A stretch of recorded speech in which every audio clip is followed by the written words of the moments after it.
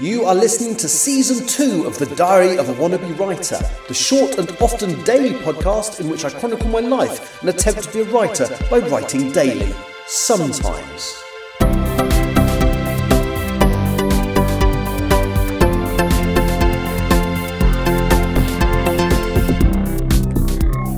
Hello, today is Thursday the 13th of November 2025 and you are listening to The Diary of a Wannabe Writer. And I've had a really good day today, so I've enjoyed myself and I've been creative. So yeah, really good combination. So I got up this morning planning to go to the gym. Again, didn't set an alarm, which was a mistake. Didn't happen. But today's the only day I haven't exercised. I have to exercise tomorrow because I've booked in for an 8 o'clock swimming session.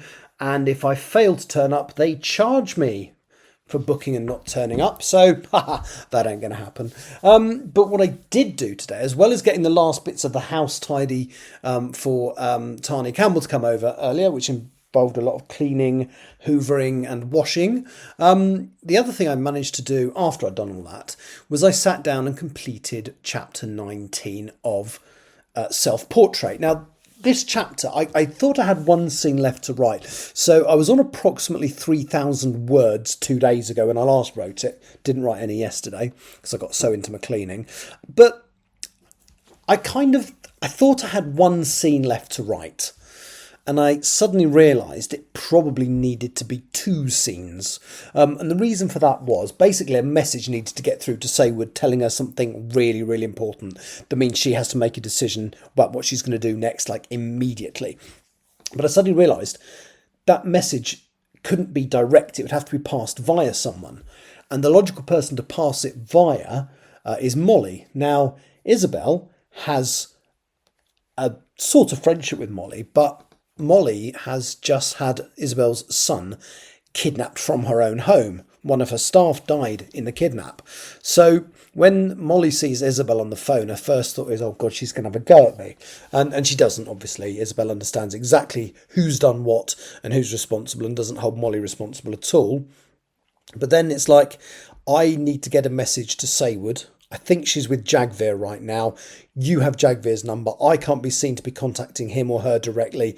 So can you pass this message on?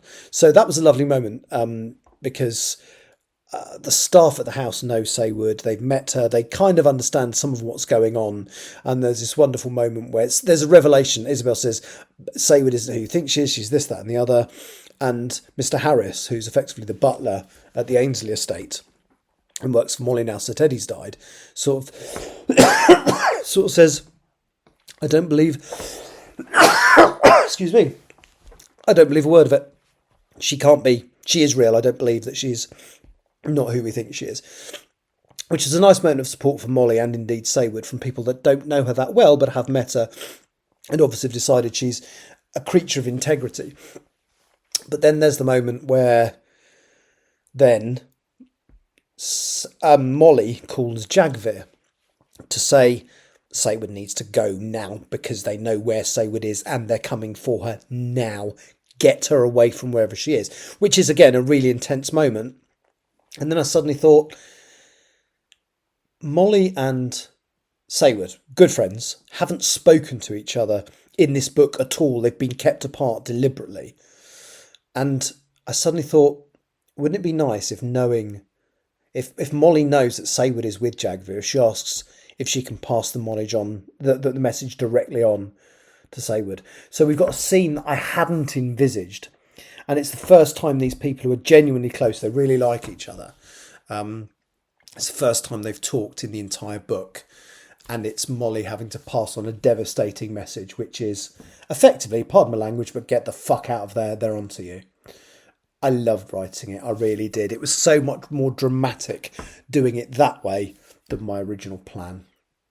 So that was great. And the other thing we're going to overrun today, sorry. The other thing I did today was this evening I went to a book launch I've talked a lot in the past about the wonderful local bookshop, Suddenly on Sheaf Street in Daventry. I love them. The staff are amazing. I haven't bought a single book off Amazon since they opened. Well, not since they opened, since I discovered them. And they are fantastic. The staff, as I say, they're wonderful. And the person who owns the bookshop also owns a little publishing company called Suddenly Publishing. And tonight was the launch of their first major book. It's called The Taming of the Bard by a guy in my writing group. I made it sound like I'm responsible for the writing group. I'm really not. But in the same writing group as me, his name's Peter O'Mahony. His author name is P.A. O'Mahony. And it was the launch for his book tonight. And it was very well attended. The shop was absolutely packed. I did say to Tiny it's going to be, because I took Tiny Campbell with me, the writer of the Bow Street Society books. We got into town just before the bookshop closed, and then there was an hour before the event. And I sort of said to her, I'd like to show you the bookshop because it's going to be massively busy when we come back. So I just want to show you what it's like when there's a normal amount of people in it. So I showed Tiny the bookshop, then we had some lunch, and then we went back at 6 o'clock. And they had a red carpet on the outside. The staff were showing people in. Those who'd prepaid for books were being given their copies. Peter was on hand to sign them. There was some Shakespearean players doing little skits.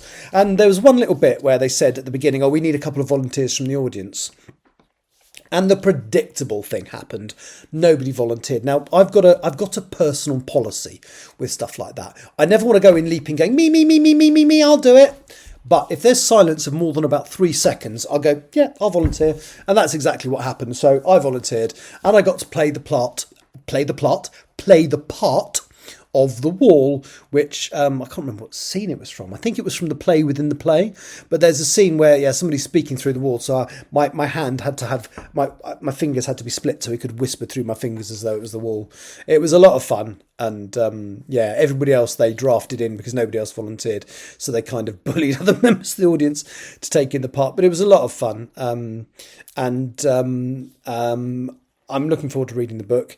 I'm going to speak to the author Peter next week on this podcast, so you will probably get an episode next week which is a little bit longer than normal. I'm going to record the interview on the 19th and I will put it out probably at the weekend, because I think that's on that 19th is a Wednesday. I'll probably make it Sunday, and it will be more than 6 minutes.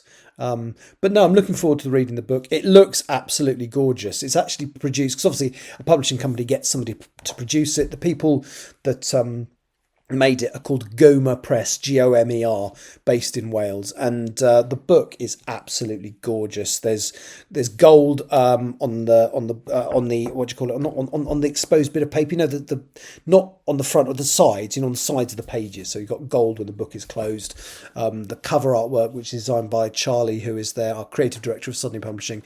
It's got gold embossing on it. It looks absolutely beautiful, and the book is very well laid out. It's just lovely. As a Gomer Press also produced stuff for the Folio Society, so I did have high expectations, but it looks terrific.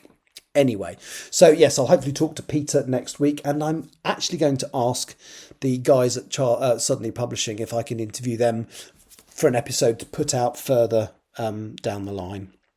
Anyway, sorry that overran slightly. Tomorrow, I'm not doing much tomorrow. Hopefully, I'm going to sign off chapter 19 tomorrow. So the zero draft is done, and it'd be nice to sign it off. But if I don't, the other thing I'm going to be doing is meeting up with the Milton Keynes writers. We'll be doing some writing sprints, so I'm not going to do editing in that session. I'm going to do some writing. So it might be that I start chapter 20 tomorrow before I've signed off 19. But I've done that before, and it was absolutely fine. Anyway, sorry this overran. Thank you so much for listening, and I'll be back at a similar time, maybe a bit earlier tomorrow. Take care. Bye-bye. You have been listening to The Diary of a Wannabe Writer. For more information about what I'm writing, go to linktr.ee/Richard Writes, capital R, capital W, where you can find details of my website and social media. I may see you there.